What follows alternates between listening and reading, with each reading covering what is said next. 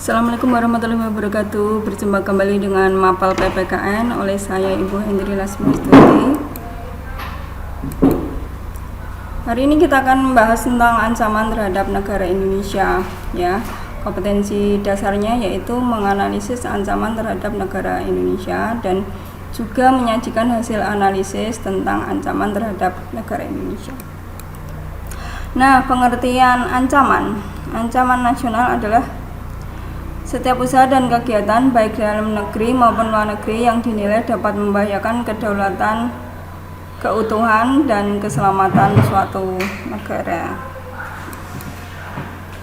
Nah, sekarang apa toh jenis-jenis ancaman? Yang pertama itu adalah ancaman militer, baik bersenjata maupun tidak bersenjata.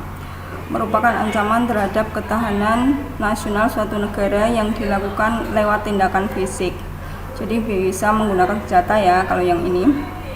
Kemudian ancaman non militer merupakan ancaman terhadap ketahanan nasional suatu negara yang dilakukan dalam tataran pemikiran seperti Ipolexosbud, teknologi dan keselamatan umum yang berasal dari dalam dan luar negeri. Biasanya kalau tataran pemikiran seperti ini masih dalam bentuk wacana tetapi bisa mengganggu keselamatan atau mengancam negara. Yang ketiga adalah ancaman hibrida, merupakan gabungan antara ancaman militer dan non-militer. Nah, ancaman nasional berdasarkan sumbernya. Pertama adalah ancaman dari dalam, terutama dalam negeri. Misalnya dulu pernah terjadi pemberontakan PKI ya, kemudian pemberontakan DITTI, kemudian pemberontakan lain yang pernah terjadi di Indonesia. Kemudian selanjutnya adalah ancaman dari luar. Kalau ancaman dari luar itu maksudnya adalah jelas itu dari luar negeri ya. Ancaman nasional berdasarkan bentuknya.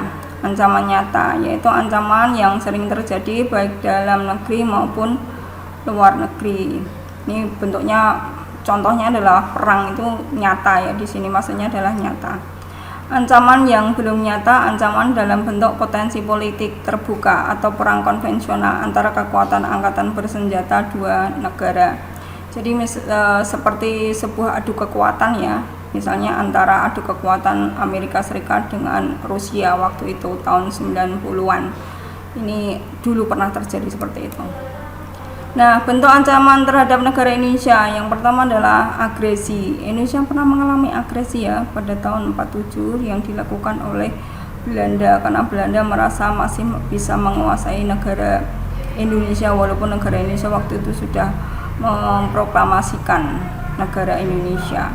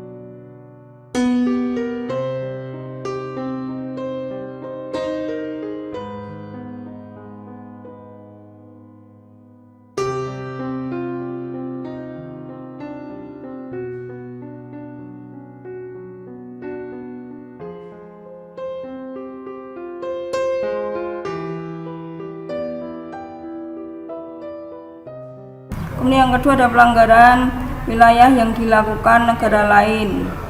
Yang ketiga pemberontakan bersenjata. Nah, ini baru saja terjadi di Indonesia. Misalnya adalah adanya KKB yang ada di Papua ya. Kemudian sabotase. Ini adalah bentuk ancaman yang dilakukan terhadap tempat-tempat umum, misalnya tempat-tempat yang sudah aman, misalnya pengeboman bom molotov yang ada di polsek atau apapun, ini bisa contoh dari sabotase. Yang kelima adalah spionase. Spionase itu adalah mata-mata, ya, seperti pada gambar ini. Kemudian nomor 6 adalah aksi teror bersenjata. Ini juga masuk dalam bentuk ancaman, ya. Yang ketujuh adalah ancaman keamanan di laut atau udara yurisdiksi nasional Indonesia. Ancaman keamanan di laut itu dulu banyak kita temukan, misalnya ada di Laut Selat Malaka, itu kan berdekatan dengan ZEE, ya, zona ekonomi eksklusif di Indonesia. Itu juga termasuk ancaman di sini. Nomor 8 adalah konflik komunal yang terjadi antar kelompok masyarakat dapat membahayakan persatuan bangsa. Ini juga termasuk kelompok kriminal bersenjata yang ada di Papua. Ini adalah termasuk bentuk ancaman, ya. Contohnya konflik komunal ini.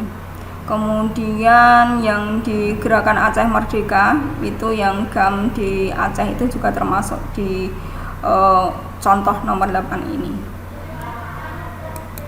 Udah, ya, sampai sini dulu. Wassalamualaikum warahmatullahi wabarakatuh.